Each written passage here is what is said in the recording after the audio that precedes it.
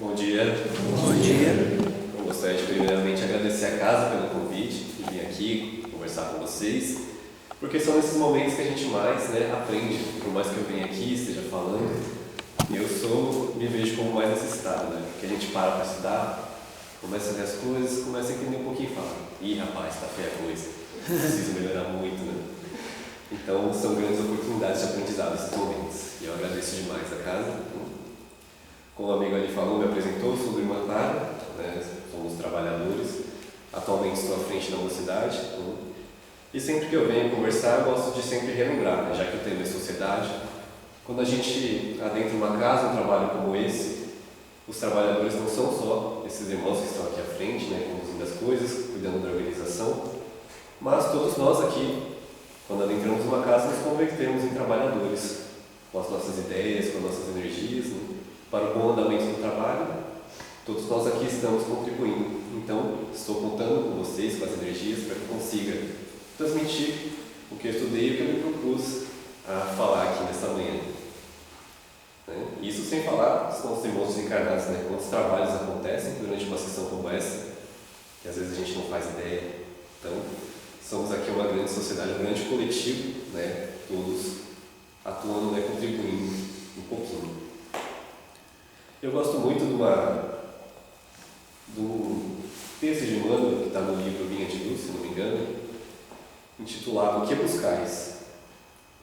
Que ele comenta que Jesus está à frente de toda instituição religiosa, fazendo uma pergunta para aqueles que adentram: o que buscais? E isso ficou comigo porque é uma reflexão muito interessante. E todos nós viemos aqui com um propósito, por mais que às vezes a gente não pare e reflita sobre isso. Todos nós estamos aqui com um objetivo. Alguns veio buscar novos conhecimentos, novas ideias. Alguns podem ter vindo buscar consolação, um alívio para aquelas dores da vida cotidiana, do mundo, trazer um alívio, receber novas energias. Tem aqueles que podem ter vindo aqui buscar consolação, estreitar os laços com os mentores amigos, com Deus, com Cristo. Às vezes sentir aquele amigo, parente, familiar que já nos precedeu na ida de volta para casa. E pode ter aqueles que ainda estão tentando entender, não se descobriram. Mas independente do motivo, todos nós encontramos no Espiritismo um local de acolhimento, de respostas, aquele que mais se adequou à nossa busca pessoal e individual. E o Espiritismo proporciona, sim, tudo isso. Ele traz consolação, traz novos conhecimentos, renovação de ideias, traz esse laço mais próximo com a espiritualidade, com os nossos amigos, com Deus. Mas ele não se limita a isso, porque a proposta do Espiritismo é que nós nos transformemos para compor uma sociedade, para compor um coletivo. E nós, com essas novas ideias, com essa transformação individual, a gente também faça parte da transformação da sociedade. Alguém aqui nunca ouviu falar de transição planetária? Não? Então acredito que todos, ou estão com sono, ou todo mundo já ouviu falar.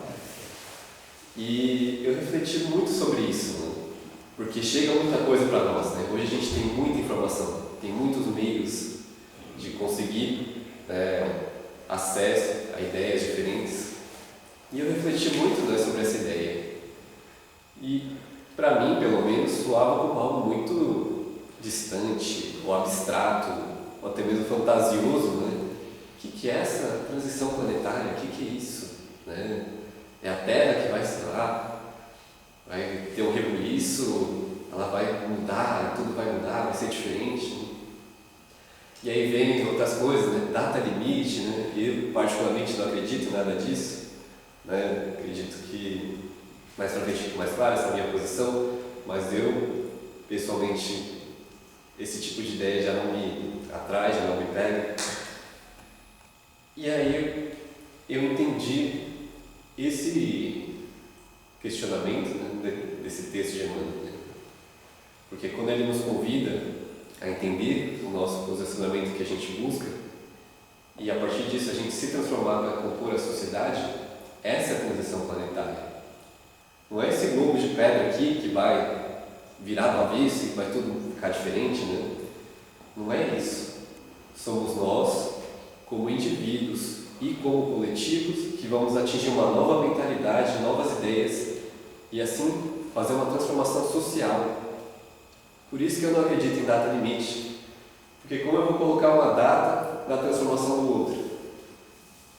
Como eu vou colocar, né, estabelecer um tempo que cada um vai fazer essa transformação? Né? E aí, dito isso, né, entendendo que a gente precisa se compreender e se modificar para viver em sociedade, eu fui buscar entender também, né, dentro da nossa linguagem, o que a gente entende por sociedade. De licença aqui, só para pegar a minha anotação. Então, qual que é o significado de sociedade? O que a gente entende que é isso? E aí, segundo o dicionário, a gente tem duas definições que eu acredito que se encaixem mais, né, na proposta da manhã, né? Que é a primeira, que é um agrupamento de seres que convivem em estado gregário, né, urbano, e em colaboração mútua. Essa é a primeira. E a segunda, que eu também achei interessante, ela é mais voltada para a parte da sociologia, né, que diz que é o humano em que habita certo período de tempo e espaço, seguindo um padrão comum de coletividade. Tempo e espaço. Guarda essa palavra porque vai ser importante mais para frente. Então, dentro de certo período, de certa era, né, as pessoas começaram a viver em conjuntos, né, em bandos, pela sobrevivência. E além dessas definições aqui, é algo que Kardec também se desdobra em O Livro dos Espíritos. Né? Aqui na questão 766, Kardec questiona se, quando o homem vive, se a vida social é natural, se isso é algo normal, né? Se é parte do instinto do homem buscar estar com mais pessoas, viver em grupo, ou se é algo, né, foi uma construção com o tempo. Então, Kardec está levantando isso, lembrando que ele estava vivendo, né, em uma sociedade, em uma coletividade. Então, ele quis entender esse fenômeno. No que os Espíritos respondem: certamente, Deus fez o homem para viver em sociedade. Deus não deu inutilmente ao homem a palavra e todas as outras faculdades necessárias à vida de relação. E aí, vou pular um pouquinho, né? Porque ele continua fazendo alguns questionamentos e na 768 ele traz um ponto bem interessante.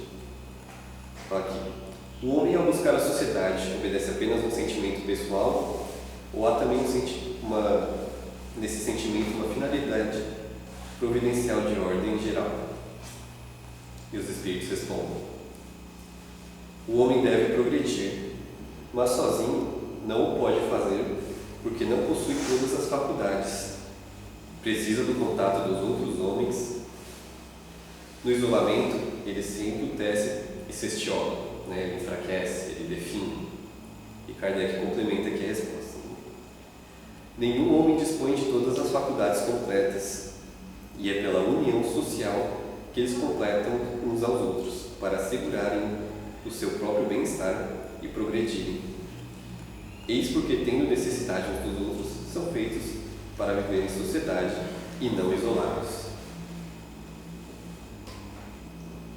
Eu achei fantástica essa resposta. Eu fiquei pensando muito nisso, porque me lembrou de uma reflexão que eu vi, né, um rapaz fazendo, como a gente precisa muito uns dos outros, ao ponto da gente hoje não conseguir fazer coisas consideradas muito simples, né, sem que isso passe por um processo de muitas mãos. Aí ele usa como exemplo um lápis. Né? Todo mundo consegue, né, saber o que tem no lápis, né? Uma madeira, um grafite, né? Uma borracha. É uma coisa aparentemente muito simples, mas quando a gente para refletir, né, em todo o processo que teve para o lápis ser fabricado, a gente não conseguiria fazer sozinho, né? Pelo menos não da forma, né, como a gente conhece hoje, os moldes que a gente conhece hoje. Então eu precisaria de alguém, né, primeiramente, que tenha plantado, né, ou que tenha extraído a madeira, né, que tenha feito todos os processos ali para mandar para a fabricação. O grafite, eu vou precisar de alguém, né, que tenha encontrado um local que tenha esse material, feito a extração, feito todos os processos ali para que ele fique na forma necessária, né? A borracha também precisa de alguém que tenha plantado a madeira, extraído o látex, né? Feito todo o processo de transformar em borracha. Isso sem contar, né, todo o trabalho que tem, né, de transporte, de tratamento, né, de tudo isso. Então, uma cadeia produtiva tão grande que a gente dificilmente conseguiria criar um lápis exatamente igual, né, a gente conhece hoje. A gente vê como estamos todos conectados, né, por mais que a gente não perceba, mas até nas coisas mais simples, nós estamos ligados uns aos outros aqui na nossa matéria atualmente. E isso vale também, né, como eles trazem ali, para as questões pessoais. Né? Eu não tenho todas as faculdades, né? Não tenho ainda a completude, né, das virtudes, dos conhecimentos. Eu não consigo observar ainda uma situação, né, e enxergar ela com uma profundidade, né, como outros irmãos que às vezes dedicaram a vida a estudar, que vieram de outro contexto, que têm outros talentos e habilidades. Né? Então, a gente precisa dessa troca mútua. A gente precisa estar inserido no meio para que a gente possa, né, assim, ter a nossa vida, tanto material, né, a nossa sobrevivência, mas também o nosso crescimento, né, como indivíduos, como seres. Só que aí a gente tem também uma pequena armadilha, assim, por assim dizer. Tem um ponto muito importante, né? Porque tudo bem, eu estou dentro de um coletivo, mas eu não deixo de ser um indivíduo. Eu não deixo de ter as minhas ideias, a minha caminhada, as pessoas com quem eu convivi. Eu não deixo de ter o meu livre-arbítrio, né, que Deus presenteou a todos. E Kardec também aborda isso um pouquinho mais para frente, quando ele fala da lei de liberdade, aqui no capítulo 10 dos Espíritos. E ele começa questionando, primeiramente, né, se há posições no mundo em que o homem possa gabar-se de gozar uma liberdade absoluta. Ou seja, existe uma liberdade irrestrita? Existe alguém que pode fazer exatamente tudo o que quiser? E os Espíritos respondem: não, porque vós todos necessitais uns dos outros, tanto pequenos como os grandes. E aí ele pergunta: qual seria a condição em que o homem pudesse gozar de liberdade absoluta? A do eremita no deserto. Desde que haja 2 homens juntos, há direitos a respeitar. E não terão eles, portanto, liberdade absoluta. Por que eu trouxe esse ponto aqui hoje? Porque entendemos, né, pela leitura, por tudo que foi comentado até agora, que a gente precisa estar em coletivo. Mas, ao mesmo tempo, né, nós temos a nossa liberdade e a gente precisa entender e compreender que não existe uma liberdade absoluta, como é dito ali. A partir do momento que a gente vive com mais pessoas, a minha liberdade só vai até onde começa a do outro. E aí vem o dilema do espírita. Se eu preciso me modificar para transformar a sociedade, para trazer novas ideias, como é que eu faço isso respeitando a liberdade do outro? Entendendo que o outro, primeiramente, não precisa acreditar no que eu acredito, porque ele tem a liberdade dele, ele não precisa ter as mesmas ideias que eu, e, inclusive, ele pode ter ideias opostas às minhas. E o que a gente faz, né, com todo esse desejo que a gente tem, às vezes, de passar tudo isso à frente que a gente recebe aqui. Porque tem momentos, não sei se vocês já viveram isso, a gente conhece algo novo, está estudando uma coisa nova, a gente está muito empolgado com aquilo e a gente quer que todo mundo saiba daquilo. Né? E aí a gente começa a falar, tá? É um momento de muita empolgação. Eu tive isso muitas vezes já, né? Acho que até pessoas me acham um pouco chato com algumas coisas, porque quando eu conheço uma coisa nova e aquilo faz muito sentido para mim, eu quero compartilhar aquilo com os outros para a gente ter essas trocas, né? Para mostrar um novo ponto de vista, né? Para apresentar meu ponto.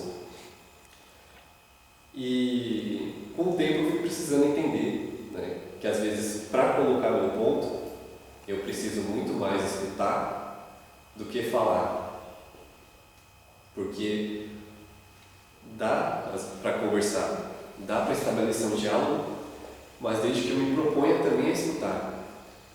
Desde que me propõe entender a jornada do outro, o que ele também está querendo me dizer, porque muitas vezes a gente está dizendo a mesma coisa e não está se entendendo.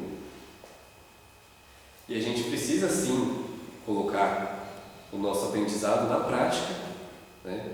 Porque se os espíritos trazem ali que a gente foi feito para viver em sociedade, o homem deve atuar na sociedade para modificá-la, né? É porque as nossas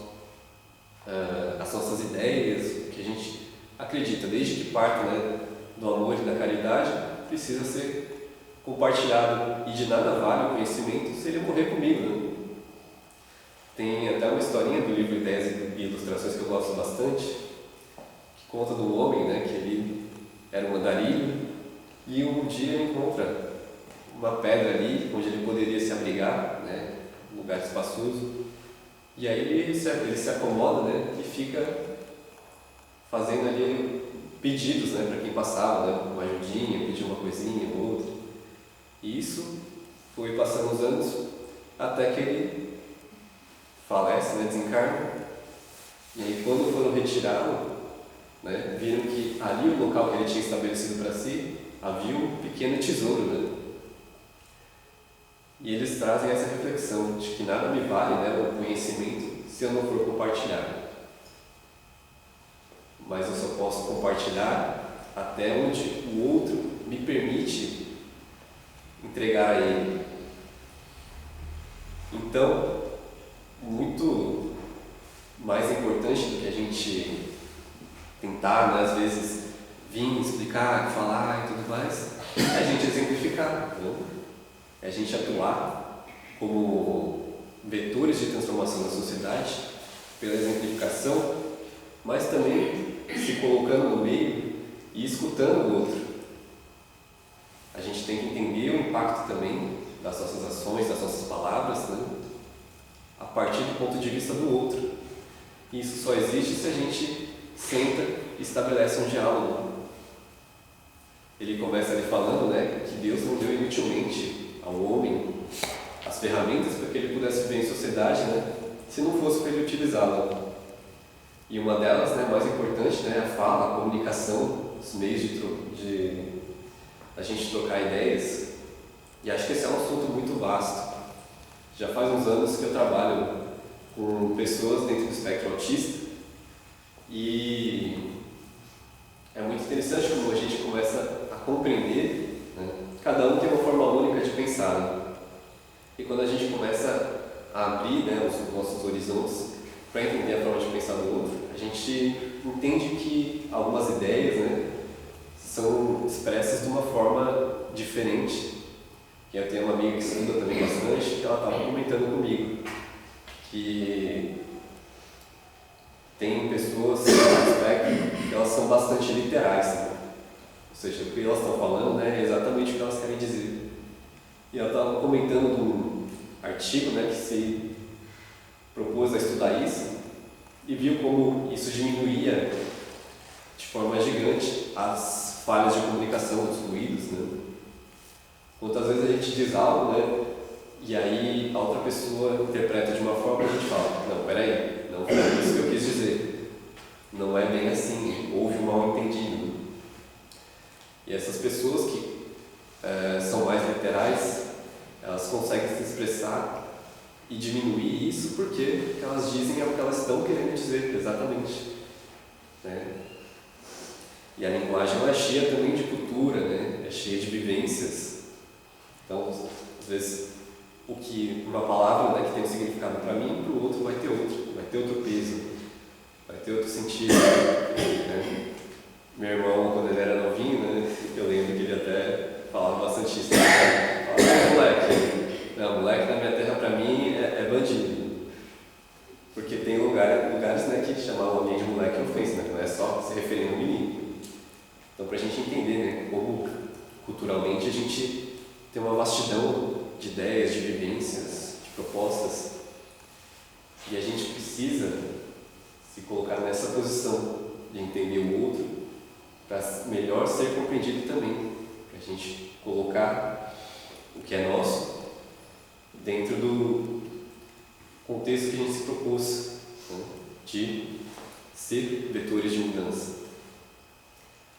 E ali, né, quando ele fala de liberdade, eu também refleti muito sobre isso, né, que no segunda pergunta que eu li, ele fala que o homem só tem liberdade absoluta, né, aquele que está em condição de eremita, né, que está isolado, aquele que está no local onde não tem a presença de mais ninguém. E eu fiquei com isso na cabeça porque hoje, com a visão que a gente tem, né, a gente entende o que ele quer passar, mas a gente sabe que também não é bem assim, né? Porque por mais isolado que eu esteja, eu não sei que outros seres vivos estão ali, né? Então, estou no deserto, mas o deserto também é um lugar que tem vida. Então, eu preciso pensar nas minhas ações, né, como aquilo vai impactar a vida do outro, né? Por mais que eu esteja, né, no meu direito, que às vezes a lei dos homens não permitem, eu preciso observar o todo antes de fazer qualquer coisa. A gente tem alguns exemplos, né, na matéria até bem próximos. Né? A gente tem um caso de uma fábrica da Coca-Cola em Minas Gerais, né, que eles, para fazer as operações deles, fizeram um poço. Só que o poço, né, foi até um lençol freático e ele acabou secando.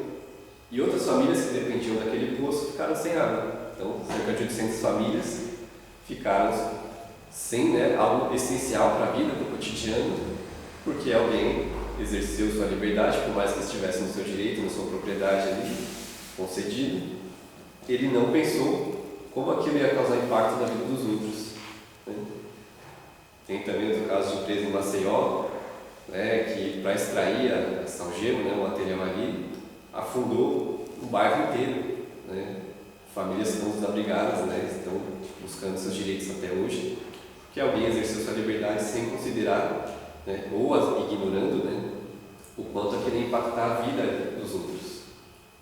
Então a gente tem que ter cuidado com as nossas ações. A gente está fazendo a nossa transformação, nós temos uma ferramenta maravilhosa, que é o Espiritismo,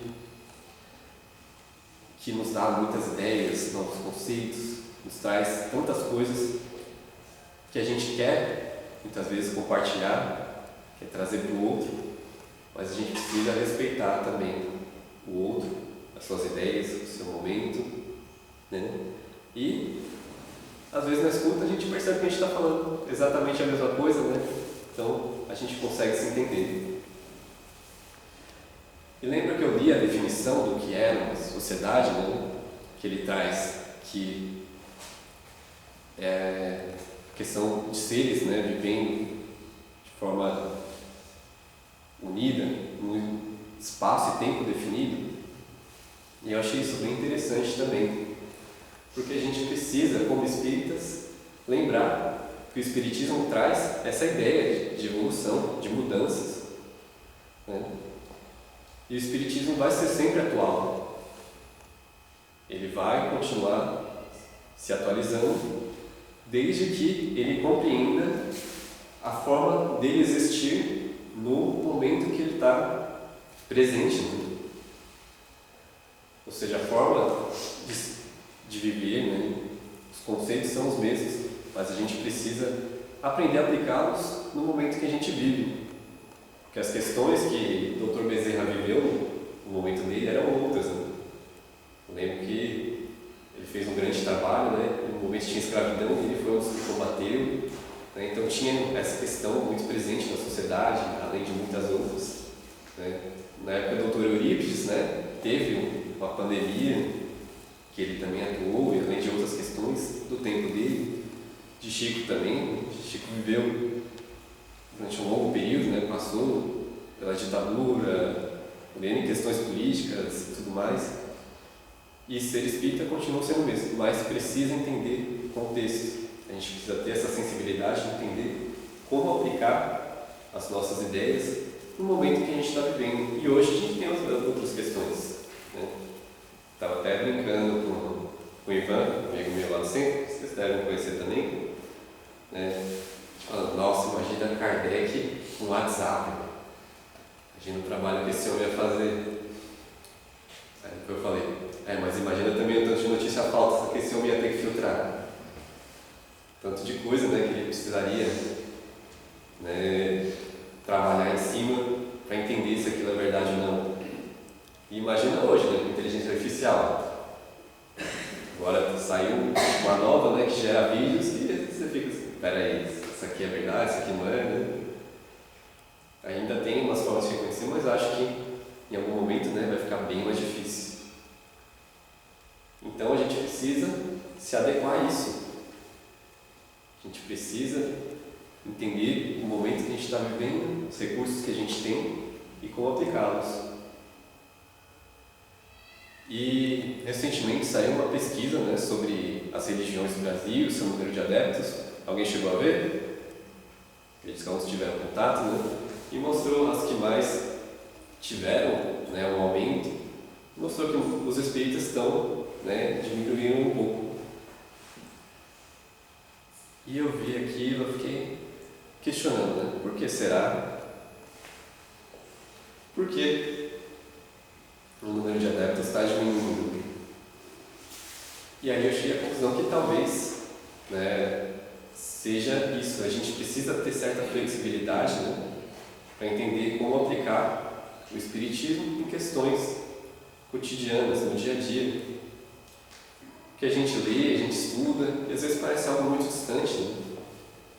Eu estou mesmo aqui falando, a gente precisa estar na sociedade, né? E parece algo muito grande, né? Quando não. Quando a nossa família é uma sociedade, né? Quando a gente, no espaço de trabalho, a gente está numa sociedade, né? Numa roda de amigos, a gente está numa sociedade. Então, a gente estando em espaços, às vezes muito diversos, a gente tem contato com pessoas muito diversas e tem também a oportunidade de compreender essas pessoas e aí sim colocar as nossas ideias, entender as questões que mais estão chamando a atenção hoje.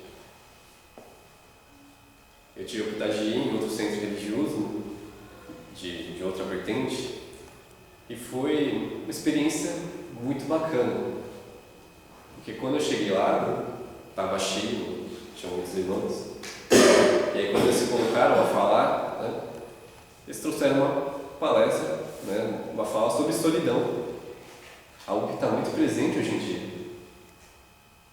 A tecnologia nos aproximou, né, ao mesmo tempo que nos pôs em contato, mas não nos aproximou, né? A gente está ali às vezes falando o dia todo, mas está falando com uma tela, está falando, né, está mandando textos em um grupo com diversas pessoas que às vezes nem conseguem ler, né, da quantidade de mensagens. Quantos ali, né, não tem necessidade de falar e não se sentem ouvidos, né? Falando sobre depressão, falando sobre temas da sociedade de sexualidade, sobre racismo, sobre desigualdade. Então é importante que a gente entenda essas questões, ainda mais nós que estamos vivendo, que estamos observando, que a gente chegue com essa postura, não da pessoa que, não, eu tenho, que eu li, estudei todas as obras, tenho um vasto conhecimento e vou compartilhar com você. Mas não, né? Mas não é essa ideia de fraternidade, tipo, eu tenho minha caminhada, eu tenho certos conhecimentos, tenho certas ideias e eu estou disposto a sentar e conversar e ouvir o que você tem para dizer, o que você já viveu. Quais são suas dores hoje? O que te trouxe aqui no centro espírita hoje? O que te levou numa igreja? O que te levou num terreiro? O que te levou num templo budista? Qual que é a sua caminhada? Qual que é a sua história? O que você pode me oferecer para que eu seja também alguém melhor e consiga me transformar a partir do que você me oferece? O que ele traz ali, que a gente precisa se transformar, é um trabalho individual, né? Mas isso não impede que a gente inspire os outros. Ninguém muda ninguém, mas a gente tem sim o potencial de inspirar, de ser o vetor da mudança, né, onde a gente estiver. E se a gente tiver dúvida em algum momento, é só lembrar do exemplo, quem é o nosso poder e guia, quem nos trouxe o maior exemplo foi o Cristo. O Cristo veio, né, fez o seu trabalho, né, viveu como os homens da época até certa idade, né, até mais ou menos uns 30 anos, e a partir dali ele começa. Mas ele não chega subindo, né, num palanque e falando para multidões. Ele não chega nas pessoas falando: você tem que mudar, você tem que parar com isso. Não, ele chega já mostrando que veio, né? Já chega com ações. E isso transforma. Jesus não obrigou ninguém a seguir ele, nem a mudar, mas simplesmente ele apresentou o que ele veio trazer, e aqueles que se sentiam prontos naquele momento o seguiram. Outros séculos, milênios depois, porque naquele momento só se estava preparando a terra, não estava pronto. A semente estava ali, mas a terra não estava pronta ainda. E ele esteve no meio, né, daqueles que eram excluídos, que eram questões da época, aqueles que não eram vistos. Ele se colocou no meio deles, dos criminosos, das prostitutas, dos deficientes, que não eram nem tidos, né, nem considerados, que eram relegados ao abandono. Ele esteve também, né, entre os religiosos, os homens do seu tempo, foi tentado, né, muitas vezes, mas se manteve firme e soube, né, se adequar. Você sabe, né, quantas vezes a gente vê no passagem do Evangelho, né, que ele está sendo questionado de forma a fazer, né, fazer ele cair no erro, numa contradição, mas ele entendendo muito bem o tempo que vivia e as intenções de quem falava, conhecendo o interlocutor, ele sabia dar uma resposta que desviasse ali do perigo e ao mesmo tempo educasse, ao mesmo tempo passasse algo.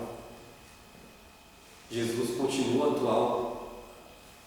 Jesus continua em todos os tempos. Ele deu esse exemplo. Ele fez muito mais, né, do que disse. Ele escutava as dores daqueles que procuravam. E Jesus, alguém sabe quantos sermões ele deu na vida durante a sua passagem? Vocês estão pensando? Está tudo bem. Apenas 7. Apenas 7 vezes ele falou de forma mais ampla às multidões, porque o resto do trabalho foi feito ali no dia a dia, recebendo, escutando, trabalhando junto, entendendo. Então, se ele é o nosso modelo e guia, que a gente pegue esse exemplo e traga para o nosso dia a dia, que a gente aprenda com os nossos irmãos. Estou aqui falando, mas também quero conhecer, quero aprender com vocês, quero saber da história de cada um, quero entender o que na sua jornada você pode me trazer para eu me tornar alguém melhor. Como você pode me inspirar a ser uma pessoa diferente.